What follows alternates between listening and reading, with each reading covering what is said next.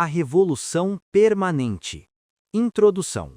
Esta obra é consagrada a uma questão estreitamente ligada à história das três revoluções russas, mas ainda vai além. No decurso desses últimos anos, essa questão teve um papel imenso nas lutas intestinas do Partido Comunista da União Soviética. Colocada, em seguida, na Internacional Comunista, desempenhou papel decisivo no desenvolvimento da Revolução Chinesa, determinando uma série de resoluções extremamente graves relacionadas com a luta revolucionária nos países do Oriente. Trata-se da chamada Teoria da Revolução Permanente, que, segundo os epígonos do leninismo, Zinoviev, Stalin, Bukharin e outros, constitui o pecado original do trotskismo. Após uma longa trégua, a questão da Revolução Permanente foi novamente levantada em 1924, de uma forma que, à primeira vista, poderia parecer completamente inesperada. Não havia nenhum motivo político para recomeçar a discussão, eram controvérsias havia muito tempo esquecidas. Em compensação, existiam graves razões psicológicas. O grupo dos chamados velhos bolcheviques, ao empreender sua ofensiva contra mim, opôs-me inicialmente o seu título de velhos. Mas um grande obstáculo surgia em seu caminho, o ano de 1917. Por mais importante que tenha sido a história das lutas ideológicas precedentes e da preparação revolucionária, toda essa primeira fase para o conjunto do partido e para os indivíduos encontrou sua mais alta e irrevogável justificação na Revolução de Outubro. Nenhum dos epígonos conseguiu passar neste exame. No momento da Revolução de Fevereiro de 1917, todos eles, sem exceção, ocuparam as posições vulgares da esquerda democrática. Nenhum deles formulou a palavra de ordem de luta do proletariado pelo poder. Todos eles consideravam a orientação rumo à Revolução Socialista como absurda, ou pior ainda, como trotskista. Foi neste espírito que dirigiram o partido até o regresso de Lenin do estrangeiro e até a publicação de suas celebres teses de 4 de abril de 1917. Depois disso, Kamenev, já em luta direta contra Lenin, procurou organizar abertamente a ala democrática do bolchevismo. Zinoviev, que chegara com Lenin, dá-lhe logo depois sua adesão. Stalin, muito comprometido por sua posição sociopatriótica, pôs-se à margem. Deixando ao partido tempo para esquecer os lamentáveis artigos e discursos de sua autoria durante as semanas decisivas de março, Stalin foi se aproximando de pouco a pouco do ponto de vista de Lenin. De tudo isso surgiu, naturalmente, a pergunta: que aprenderam do leninismo estes dirigentes velhos bolcheviques, uma vez que no momento histórico mais grave e mais cheio de responsabilidades, nenhum deles foi capaz de utilizar por si toda a experiência teórica e prática do partido? Foi preciso, porém, evitar a todo custo essa questão e substituí-la por outra. Isso explica por que se decidiu concentrar o fogo sobre a teoria da Revolução Permanente.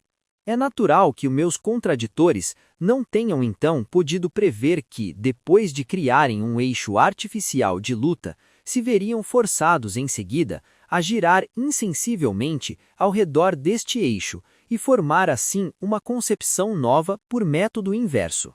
Os pontos essenciais da teoria da Revolução Permanente foram por mim formulados antes dos acontecimentos decisivos do ano de 1905. A Rússia caminhava para uma revolução burguesa. Entre os social-democratas russos da época, trazíamos todos nós então o nome de social-democratas. Ninguém duvidava que marchávamos precisamente para uma revolução burguesa, isto é, para uma revolução provocada pela contradição entre as forças produtivas da sociedade capitalista e as relações de classes e de condição legadas pela época de servidão e da Idade Média. Lutando nessa época contra os narodniks, populistas e os anarquistas, consagrei numerosos artigos e discursos à interpretação marxista do caráter burguês da revolução iminente. Esse caráter burguês da revolução não deixava, porém, prever que classes deveriam realizar as tarefas da revolução democrática e que forma tomariam então as relações entre as classes. Era este então o ponto de partida de todos os problemas estratégicos fundamentais. Plekhanov, Axelrod, Zasulich, Martov, e com eles todos os mencheviques russos, partiam do ponto de vista que o papel dirigente em uma revolução burguesa só poderia pertencer à burguesia liberal, na qualidade de pretendente natural do poder. Segundo este esquema, coubia ao Partido do Proletariado o papel de ala esquerda da Frente Democrática. A social-democracia deveria sustentar a burguesia liberal na luta contra a reação, mas defender ao mesmo tempo os interesses do proletariado contra a burguesia liberal. Em outras palavras, os mencheviques consideravam a Revolução Burguesa, sobretudo, como uma reforma liberal e constitucional. Lenin formulava o problema de modo inteiramente diferente. A libertação das forças produtivas da sociedade burguesa do jugo da servidão significava, antes de tudo, para Lenin, a solução radical do problema agrário, no sentido de liquidação definitiva da classe dos grandes proprietários landiários e de uma transformação revolucionária no domínio da propriedade fundiária. Tudo isso estava indissoluvelmente ligado à abolição da monarquia.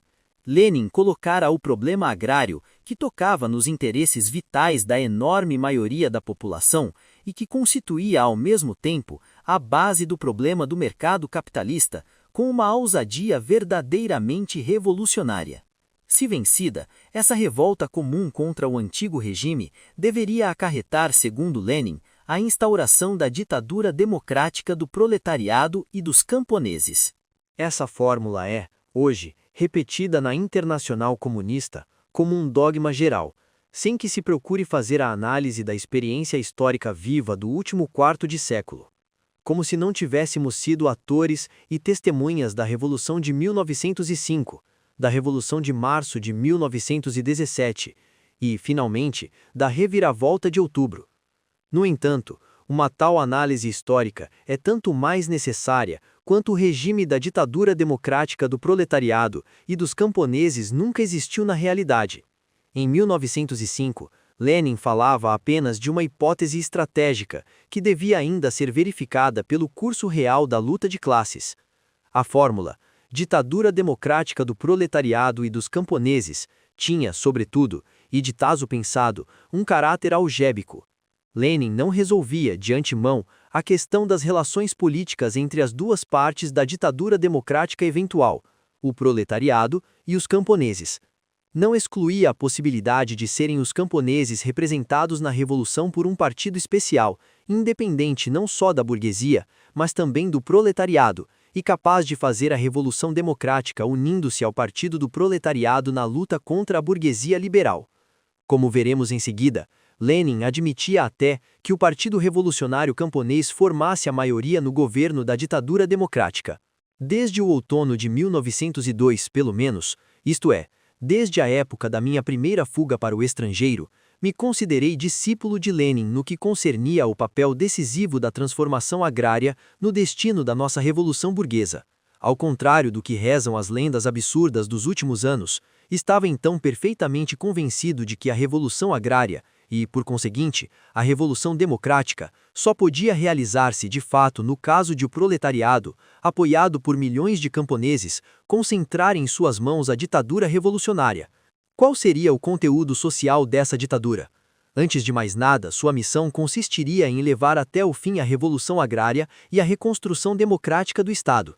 Em outras palavras, a ditadura do proletariado tornar-se-ia a arma com a qual seriam alcançados os objetivos históricos da revolução burguesa retardatária. Mas esta não poderia ser contida aí. No poder, o proletariado seria obrigado a fazer incursões cada vez mais profundas no domínio da propriedade privada em geral, ou seja, empreender o rumo das medidas socialistas. Mas realmente, acreditas que a Rússia esteja já madura para uma revolução socialista?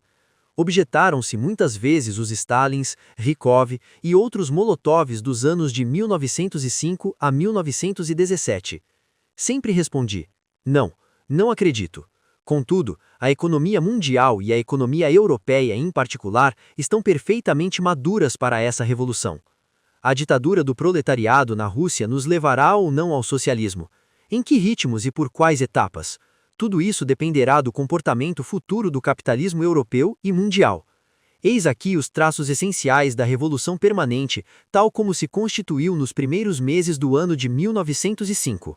3 revoluções ocorreram depois. O proletariado russo chegou ao poder levado pela poderosa vaga de uma insurreição camponesa. A ditadura do proletariado tornou-se um fato consumado na Rússia antes de surgir em outros países, incomparavelmente mais desenvolvidos.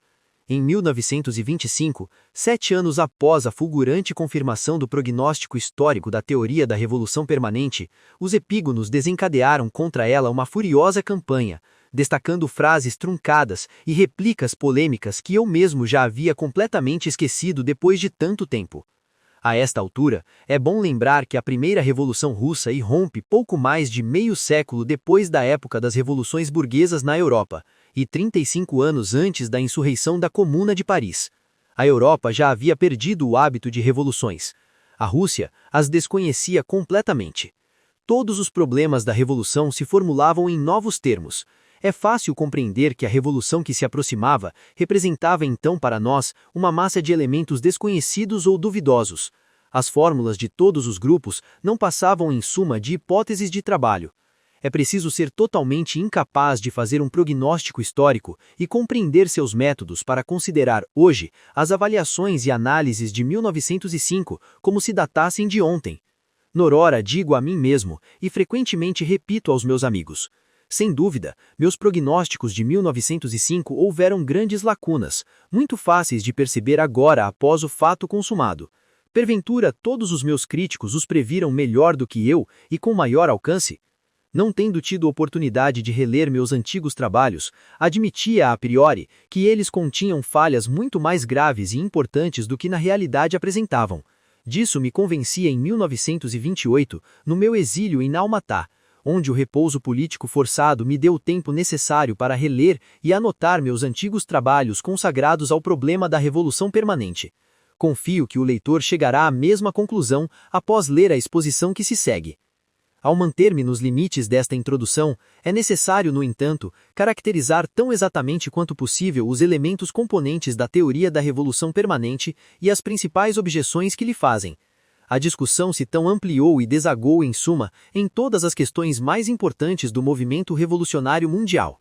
A revolução permanente, na concepção de Marx, significa uma revolução que não compreende com nenhuma forma de domínio de classe, que não se detém no estágio democrático e sim passa para as medidas socialistas e a guerra contra a reação externa. Uma revolução em que cada etapa está contida em germe na etapa anterior e só termina com a liquidação total da sociedade de classes. Para dissipar a confusão criada em relação à teoria da revolução permanente, é preciso distinguir 3 categorias de ideias que se unem e se fundem nela. De início, compreende o problema da passagem da Revolução Democrática à Revolução Socialista. Eis basicamente sua origem histórica. A ideia da Revolução Permanente foi formulada pelos grandes comunistas dos meados do século XIX, Marx e seus discípulos, para enfrentar a ideologia burguesa que, como se sabe, pretende que após o estabelecimento de um Estado nacional ou democrático, todas as questões podem ser resolvidas pela via pacífica da evolução e das reformas. Marx não considera a Revolução Burguesa de 1848 senão como prólogo imediato da Revolução Proletária. Marx se enganou. Mas seu erro era um erro de fato, não um erro de metodologia. A Revolução de 1848 não se transformou em Revolução Socialista. Essa foi a razão pela qual não alcançou o triunfo da democracia. Quanto à Revolução Alemã de 1918, não era absolutamente o coroamento democrático de uma revolução burguesa. Era uma revolução proletária decapitada pela social-democracia. Para ser mais exato, pela contra-revolução que, após sua vitória sobre o proletariado, foi obrigada a conservar as falaciosas aparências de democracia. Segundo o esquema da evolução histórica elaborado pelo marxismo vulgar, cada sociedade chega, cedo ou tarde, a um regime democrático. Então, o proletariado se organiza e faz sua educação socialista nesse ambiente favorável. Entretanto, no que concerne à passagem ao socialismo, nem todos a concebiam de modo idêntico. Os reformistas confessos a encaravam sobre o aspecto de reformas que dariam à democracia um conteúdo socialista. Jaurès. Os revolucionários formais reconheciam o caráter inelutável da violência revolucionária no momento da passagem ao socialismo. Guesde. Mas tanto uns quanto outros consideravam a democracia e o socialismo em todos os povos e em todos os países como duas etapas distintas, mas também muito distantes uma da outra na evolução social. Essa ideia predominava, de igual modo, nos marxistas russos que, em 1905, pertenciam quase todos à ala esquerda da Segunda Internacional. Plekhanov, o brilhante fundador do marxismo russo, considerava como louca a ideia da possibilidade de uma ditadura proletária na Rússia contemporânea. Esse ponto de vista era compartilhado não somente pelos mencheviques, mas também pela esmagadora maioria dos dirigentes bolcheviques, em particular pelos atuais condutores do partido. Eles eram então democratas revolucionários convictos, mas os problemas da Revolução Socialista lhes pareciam, tanto em 1905 quanto na véspera de 1917, o prelúdio obscuro de um futuro ainda longínquo. A teoria da Revolução Permanente, renascendo em 1905, declarou guerra a essa ordem de ideias e a essa disposição de espírito. Ela demonstrava que, em nossa época, o cumprimento das tarefas democráticas propostos pelos países burgueses atrasados conduzia diretamente à ditadura do proletariado, que coloca as tarefas socialistas na ordem do dia. Nisso consistia a ideia fundamental da teoria. Enquanto a opinião tradicional considerava que o caminho para a ditadura do proletariado passaria por um longo período de democracia, a teoria da Revolução Permanente proclamava que, para os países atrasados, o caminho para a democracia passaria pela ditadura do proletariado. Por conseguinte, a democracia era considerada não como um fim em si, que deveria durar dezenas de anos, mas como o prólogo imediato da Revolução Socialista, a que se ligava por vínculo indissolúvel. Dessa maneira, tornava-se permanente o desenvolvimento revolucionário que ia da Revolução Democrática à transformação socialista da sociedade. No seu segundo aspecto, a teoria da Revolução Permanente caracteriza a própria Revolução Socialista. Durante um período, cuja duração é indeterminada, todas as relações sociais se transformam no transcurso de uma luta interna contínua. A sociedade não faz senão mudar de pele sem cessar. Cada fase de reconstrução decorre diretamente da precedente. Os acontecimentos que se desenrolam guardam um caráter político, já que assumem a forma de choques entre os diferentes grupos da sociedade em transformação. As explosões da guerra civil e das guerras externas se alternam com períodos de reformas pacíficas. As profundas transformações na economia, na técnica, na ciência, na família, nos hábitos e nos costumes, completando-se formam combinações e relações recíprocas, de tal modo complexas que a sociedade não pode chegar a um estado de equilíbrio. Nisso se revela o caráter permanente da própria Revolução Socialista. Em seu terceiro aspecto, a teoria da Revolução Permanente implica o caráter internacional da Revolução Socialista, que resulta do estado da economia e da estrutura social da humanidade. O internacionalismo não é um princípio abstrato. Ele não é senão o reflexo político e teórico do caráter mundial da economia, do desenvolvimento mundial das forças produtivas e do ímpeto mundial da luta de classes. A Revolução Socialista começa no âmbito nacional, mas não nele pode permanecer. A Revolução Proletária não pode ser mantida em limites nacionais, não senão como uma forma transitória, mesmo que o tempo que dure seja muito, como demonstra o exemplo da União Soviética. No caso de existir uma ditadura proletária isolada, os contraditórios internos e externos aumentam inevitavelmente ao mesmo passo que os êxitos.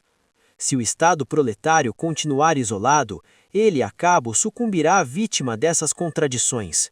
Sua salvação reside unicamente na vitória do proletariado dos países avançados. Deste ponto de vista, a Revolução Nacional não constitui um fim em si, apenas representa um elo da cadeia internacional. A Revolução Internacional, despeito de seus recuos e refluxos provisórios, representa um processo permanente. A campanha dos epígonos é dirigida, sem ter, contudo, o mesmo grau de clareza, contra os três aspectos da teoria da revolução permanente, o que é muito natural, pois se trata de três partes indissolúveis e ligadas, e formando um todo. Os epígonos separam mecanicamente a ditadura democrática da ditadura socialista, assim como separam a Revolução Socialista Nacional da Revolução Internacional. Para eles, a conquista do poder nos quadros nacionais é na essência não o ato inicial, mas sim o ato final da revolução, seguindo-se um período de reformas que culmina na sociedade socialista nacional. Em 1905, nem mesmo admitiam a possibilidade do proletariado russo conquistar o poder antes do proletariado da Europa Ocidental fazê-lo. Em 1917, eles pregavam a Revolução Democrática na Rússia como um fim em si, e repeliam a ideia da ditadura do proletariado. Em 1925, 1927, na China, orientaram-se rumo a uma revolução nacional sob a direção da burguesia.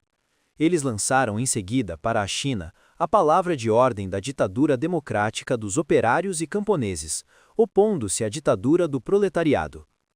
Proclamavam ser perfeitamente possível construir na União Soviética uma sociedade socialista isolada, bastando-se a si mesma.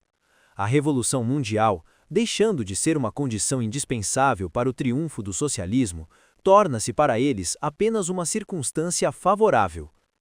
Os epígonos chegam assim a essa ruptura profunda com o marxismo no curso de sua luta permanente contra a teoria da revolução permanente. Essa luta, iniciada pela ressurreição artificial de certas reminiscências históricas e pela falsificação do passado longínquo, levou a uma revisão completa das ideias do grupo dirigente da Revolução. Já explicamos muitas vezes que essa revisão de valores foi provocada pelas necessidades sociais da burocracia soviética. Tornando-se cada vez mais conservadora, ela aspirava a uma ordem mundial estável. Desejava que a revolução terminada, tendo-lhe assegurado uma situação privilegiada, fosse suficiente para a construção pacífica do socialismo, e reclamava a consagração dessa tese. Não retornaremos mais a essa questão. Limitaremo-nos a acentuar que a burocracia está perfeitamente consciente da ligação que existe entre suas posições materiais e ideológicas e a teoria do socialismo nacional. É precisamente agora que isso se torna bem mais claro, talvez porque o aparelho stalinista, assaltado por contradições que não havia previsto, se desloca cada vez mais para a esquerda e desfere golpes sensíveis em seus inspiradores de ontem, pertencentes à direita. Como se sabe, a hostilidade dos burocratas com respeito à oposição marxista, da qual tomaram emprestadas apressadamente as palavras de ordem e os argumentos, não se abrandou nem um pouco. Quando os oposicionistas, querendo dar apoio à política de industrialização, suscitam a questão de sua reintegração no partido, se lhes pede antes de tudo renegar a teoria da revolução permanente e reconhecer, mesmo por via indireta, a teoria do socialismo num só país. Com isso, a burocracia stalinista põe à mostra o caráter puramente tático de sua reviravolta à esquerda, deixando, contudo, íntegras as bases estratégicas de seu nacional reformismo. A importância desse fato é evidente. Em política, como na guerra, a tática, no final das contas, se subordina à estratégia. A questão que tratamos já ultrapassou há muito os quadros da luta contra o trotismo. Estendendo-se cada vez mais, envolve agora literalmente todos os problemas da ideologia revolucionária. Revolução permanente, ou socialismo num só país, Eis a alternativa em que se encontram os problemas internos da União Soviética, as perspectivas das revoluções no Oriente e, finalmente, a sorte de toda a Internacional Comunista. Esta obra não trata a questão sobre todos os seus diferentes aspectos, pois não é necessário repetir o que já foi dito nos outros trabalhos do autor. Procurei demonstrar do ponto de vista teórico a falência econômica e política do nacional-socialismo em minha Crítica ao Programa da Internacional Comunista. Os teóricos da Internacional Comunista não disseram uma só palavra a respeito disso. Era, aliás, a única coisa que lhes restava. Neste livro, reconstituo antes de mais nada a teoria da revolução permanente tal como foi formulada em 1905, tendo em vista os problemas internos da Revolução Russa. Mostro em seguida em que diferia de Lenin a minha maneira de colocar a questão e como e por que coincidiu com a sua nos momentos decisivos. Trato de demonstrar a importância decisiva que tem o problema de que nos ocupamos, para o proletariado dos países atrasados e, por conseguinte, para toda a Internacional Comunista. Que acusações formularam os epígonos contra a teoria da revolução permanente? Deixando de lado as inúmeras contradições de meus críticos, chegamos a tirar de sua enorme produção literária os seguintes pontos essenciais. 1. Trotsky desconhecia a diferença entre a Revolução Burguesa e a Revolução Socialista. Ainda em 1905, acreditava que o proletariado russo tivesse diante de si, como tarefa imediata, a Revolução Socialista. 2. Trotsky esquecia completamente o problema agrário. Para ele, o camponês não existia. Imaginava a revolução como um duelo entre o proletariado e o czarismo. 3. Trotsky não acreditava que a burguesia mundial tolerasse a existência um tanto prolongada da ditadura do proletariado russo, cuja queda considerava inevitável, no caso de o proletariado do Ocidente não conseguir conquistar o poder, no mais breve prazo, para prestar-nos o seu apoio. Trotsky subestimava, assim, a pressão que o proletariado do Ocidente podia exercer sobre a sua burguesia. 4. Trotsky, de modo geral, não tem confiança nas forças do proletariado russo, julgando-o incapaz de construir o socialismo com seus próprios recursos. Fundava, por conseguinte, e continua a fundar, todas as suas esperanças na Revolução Internacional. Essas acusações se repetem através dos inúmeros escritos e discursos de Zinoviev, Stalin, Bukharin e outros. Chegam mesmo a ser formuladas nas resoluções mais importantes do Partido Comunista Russo e da Internacional Comunista. Mas, apesar disso, somos obrigados a constatar que o seu único fundamento é a ignorância aliada à má-fé. Como vou demonstrar mais adiante, as duas primeiras afirmações dos críticos são fundamentalmente falsas. Eu partia do caráter burguês e democrático da Revolução Russa e chegava à conclusão de que a própria acuidade da crise agrária poderia levar ao poder o proletariado da Rússia atrasada. Era precisamente essa ideia que eu defendia nas vésperas da Revolução de 1905. Era essa a ideia encerrada na denominação de Revolução Permanente, isto é, ininterrupta, passando imediatamente da fase burguesa à fase socialista. Para exprimir a mesma ideia, Lenin adotou mais tarde a excelente expressão de transcrescimento da Revolução Burguesa em Revolução Socialista. Stalin, considerando a Revolução Permanente como um salto único do reino da autocracia para o reino do socialismo, opôs-lhe em 1924, antedatando-a essa ideia de transcrescimento. O infortunado teórico nem mesmo se deu ao trabalho de refletir sobre o que poderia significar a permanência, isto é, a continuidade ininterrupta da revolução, se tratasse de um salto único. Quanto à terceira acusação, foi ditada pela esperança, de curta duração, que os epígonos fundavam da possibilidade de neutralizar a burguesia imperialista por um tempo ilimitado, mediante a pressão sabiamente organizada do proletariado. Foi essa a ideia central de Stalin de 1924 a 1927. O Comitê Anglo-Russo foi o seu resultado. Decepcionados em sua esperança de poder amarrar a burguesia mundial com a ajuda de aliados como Purcell, Radich, La Follette e Chiang Kai-shek, os epígonos tomaram-se de pânico diante do perigo de uma guerra iminente. A Internacional Comunista atravessa ainda hoje esse período. O quarto argumento contra a teoria da revolução permanente reduz-se muito simplesmente à constatação de que em 1905 eu não era partidário da teoria do socialismo em um só país, que Stalin só fabricou para uso da burocracia soviética em 1924. Essa acusação é uma verdadeira farsa histórica. A dar-lhes ouvidos, seria preciso acreditar que meus adversários, se é que em 1905 eles eram capazes de reflexões políticas, pensassem nessa época que a Rússia estava madura para uma revolução socialista independente.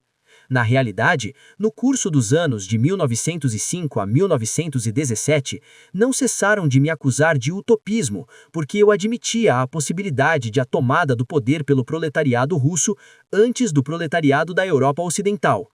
Em abril de 1917, Kamenev e Rykov acusaram Lenin de utopismo e ensinaram-lhe, sobre uma forma popular, que a Revolução Socialista deveria ser realizada primeiro na Inglaterra e em outros países adiantados, e que a vez da Rússia só viria depois.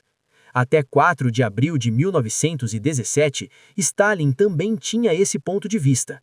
Foi só com muita dificuldade e gradualmente que ele assimilou a fórmula de Lenin que opunha a ditadura do proletariado à ditadura democrática. Na primavera de 1924, Stalin ainda repetia, como os demais, que a Rússia considerada isoladamente não estava madura para a edificação de uma sociedade socialista. Mas já no outono do mesmo ano, no curso de sua luta contra a teoria da revolução permanente, Stalin descobriu pela primeira vez que era possível construir um socialismo isolado na Rússia.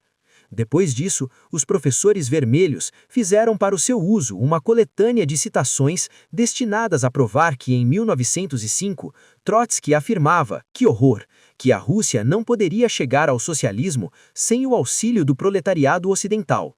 Mesmo pegando a história de todas as lutas ideológicas travadas no período de um quarto de século, picando-a com uma tesoura, pisando depois os pedacinhos num pilão e encarregando em seguida um cego de colá-los novamente, ainda assim talvez não se conseguisse obter uma missorrúdia teórica e política tão monstruosa quanto aquela que os epígonos oferecem aos seus leitores e ouvintes. Para demonstrar mais claramente a ligação existente entre os problemas de ontem e os de hoje, somos obrigados a recordar aqui, embora sucintamente, o que os dirigentes da Internacional Comunista, isto é, Stalin e Bukharin, fizeram na China. Em 1924, reconheceu-se o papel dirigente da burguesia chinesa sob o pretexto de que a China estava em vésperas de uma revolução libertadora nacional. O Partido da Burguesia Nacional, o Kuomintang, 8, foi então oficialmente reconhecido como partido dirigente. Os próprios mencheviques russos, em 1905, não ousaram fazer tais concessões ao Partido Constitucional Democrático, os Cadetes, que era o Partido da Burguesia Nacional. Mas os dirigentes da Internacional Comunista foram além. Forçaram o Partido Comunista Chinês a fazer parte do Kuomintang e a se submeter à sua disciplina. Telegramas especiais de Stalin recomendaram que os comunistas chineses contivessem um movimento agrário. Proibiu-se que os operários e os camponeses revolucionários criassem sovietes por medo de criar suspeitas em Chiang Kai-shek, defendido por Stalin contra a oposição. Ainda no começo de abril de 1927, poucos dias antes do golpe de Estado de Xangai, e por ele proclamado aliado fiel em uma reunião do partido em Moscou.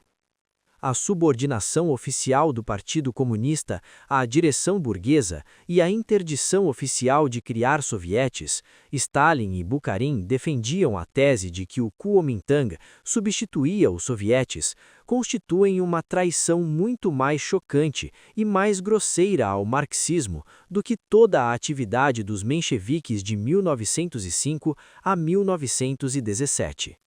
Em abril de 1927, depois do golpe de Estado de Chiang Kai-shek, uma ala esquerda liderada por Wang Ting-wei desligou-se provisoriamente do Kuomintang. O Pravda não deixou de proclamar imediatamente que o Wang Ting-wei era um aliado fiel.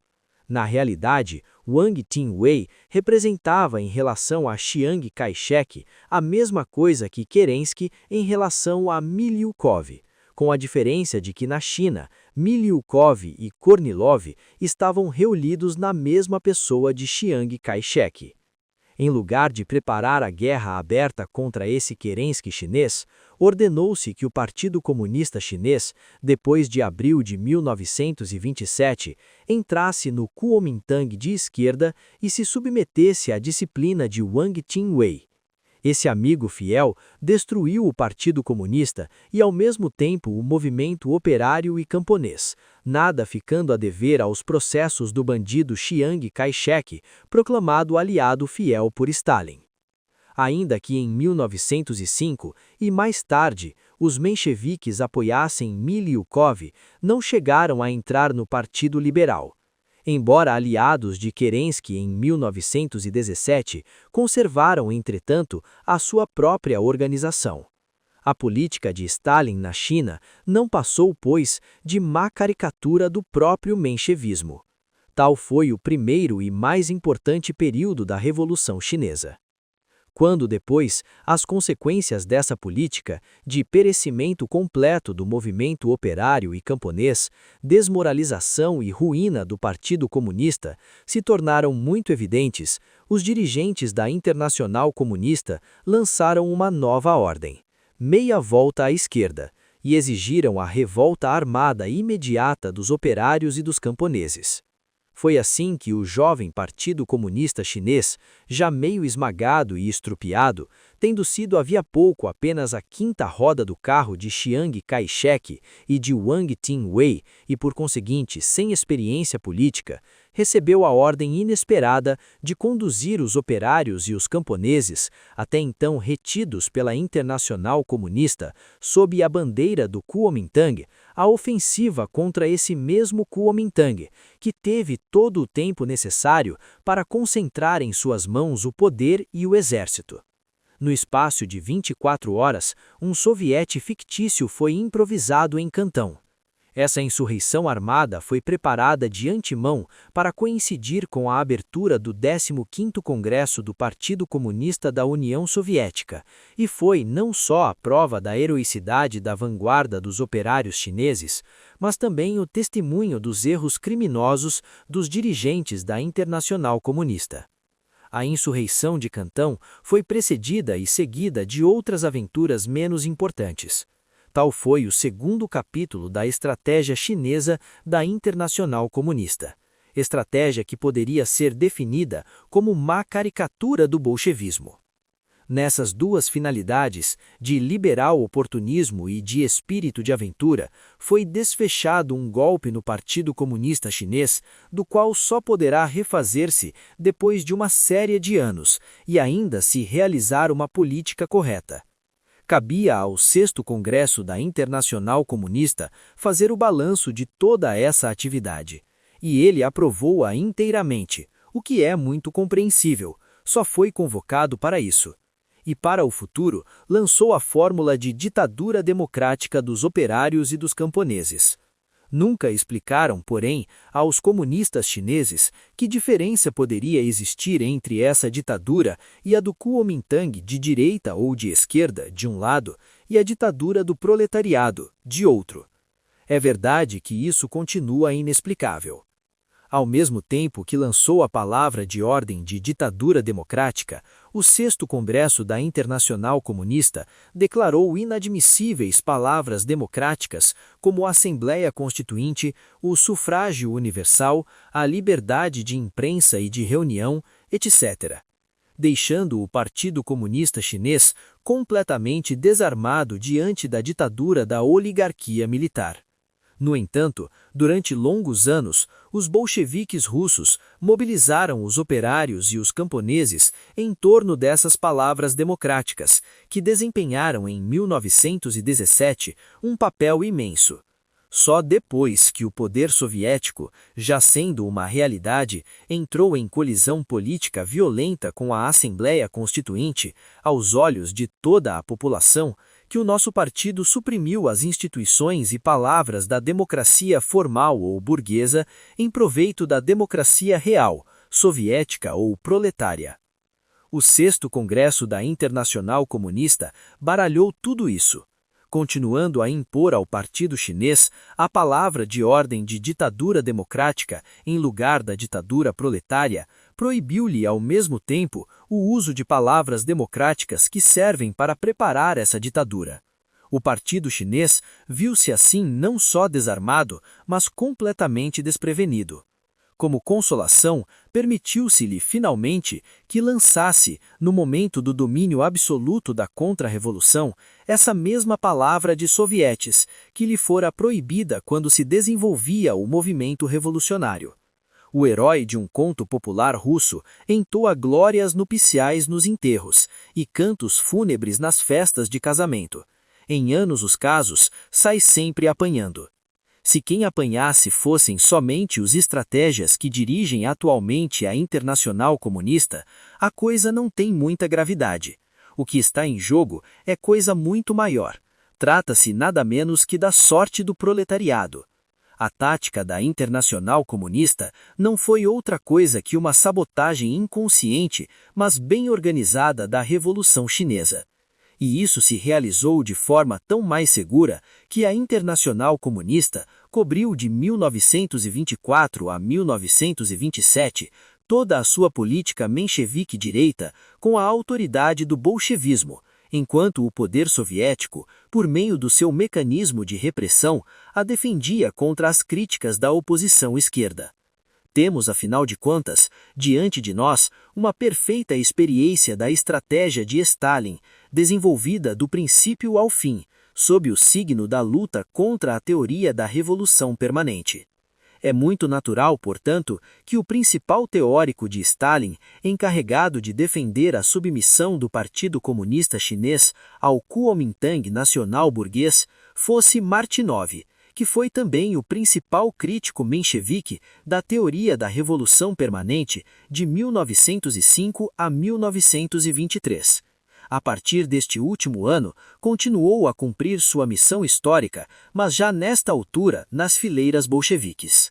Sobre a origem desta obra, encontra-se o essencial no primeiro capítulo. Em Alma Ata, começara eu a preparar um livro teórico e polêmico contra os epígonos. Grande parte desse livro devia ser consagrada à teoria da revolução permanente. No curso do meu trabalho, recebi de Radek, sobre o mesmo assunto, um manuscrito onde ele opunha a revolução permanente à linha estratégica de Lenin. Radek precisava dessa saída, à primeira vista surpreendente, pela simples razão de que também se achava completamente atolado na política chinesa de Stalin. Não só antes, mas também depois do golpe de Estado de Chiang Kai-shek, Radek, do mesmo modo que Zinoviev, invocava a necessidade da submissão do Partido Comunista Chinês ao Kuomintang. Para justificar essa sujeição do proletariado à burguesia, apelava Radek, nem era preciso dizer, para a necessidade de união com os camponeses e me censurava por ter subestimado essa necessidade. Seguindo o exemplo de Stalin, servia-se ele da terminologia bolchevique para defender uma política menchevique, procurando ocultar com a fórmula da ditadura do proletariado e dos camponeses o fato de que o proletariado chinês estava sendo desviado da luta pelo poder, luta que devia travar à frente das massas camponesas. Quando eu desmascarei toda essa mistificação de ideias, Radek experimentou a violenta necessidade de demonstrar que a minha luta contra o oportunismo disfarçado, com citações de Lenin, resultava muito simplesmente da contradição existente entre a teoria da revolução permanente e o leninismo. E transformou a defesa dos seus próprios pecados num libelo de promotor público contra a revolução permanente. Essa intervenção serviu-lhe para preparar o caminho da própria capitulação. Desconfiei disso tanto mais que nos anos precedentes ele mesmo se propusera escrever uma brochura para defender a teoria da revolução permanente. No entanto, abstive-me ainda de considerar Radek um homem perdido. Procurei então responder ao seu artigo de uma maneira nítida e categórica, mas deixando-lhe o caminho livre para a retirada. Publico mais adiante minha resposta a Haddock, tal como foi redigida na época, acrescentando apenas algumas notas explicativas e correções de estilo. O artigo de Haddock não foi publicado, e duvido muito que ainda o seja um dia, porque sob a sua forma de 1928, não poderia passar pela peneira da censura de Stalin. Tal publicação seria, aliás, hoje, mortal para Haddock, pois daria um quadro muito expressivo de sua evolução ideológica, que lembra muito a evolução de um homem que se precipita de um sexto andar ao chão. O ponto de partida deste livro explica por que Haddock ocupa aí um lugar mais importante do que o que teria direito a pretender. Haddock não pôde inventar um só argumento novo contra a teoria da revolução permanente. Sua atitude é a de um epígono dos epígonos. Recomendamos, pois, que o leitor veja em Haddock não apenas Haddock, mas um representante de uma espécie de firma coletiva, a qual ele se associou com direitos limitados ao preço de sua renúncia ao marxismo. Se Haddock achar, todavia, que é elevada a quantidade de cascudos com que o mimoseio, poderá distribuí-los à vontade aos que mais os merecem. É um negócio interno da firma. Quanto a mim, não vejo inconveniente nisso. Vários grupos do Partido Comunista Alemão chegaram ao poder ou por ele lutaram, demonstrando sua capacidade de dirigir por meio de exercícios críticos sobre a revolução permanente. Mas toda essa literatura, cujos autores são Maslow, Thalheimer e outros, desceu a um nível tão lamentável que não vale o trabalho de uma réplica crítica. Os Thälmann, os Hemeley e outros caudilhos ultimamente nomeados estão ainda em nível mais baixo. A única coisa que tais críticos puderam demonstrar é que nem sequer transpuseram um umbral do problema. Deixo-os por isso, no umbral. Quem for capaz de se interessar pela crítica teórica de Maslow, Thalheimer e outros, que recorra, depois de ler este livro, aos escritos dos autores mencionados, para se convencer, então, de sua ignorância e falta de escrúpulos.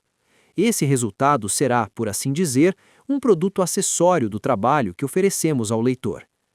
Príncipe, 30 de novembro de 1929. L. Trotsky.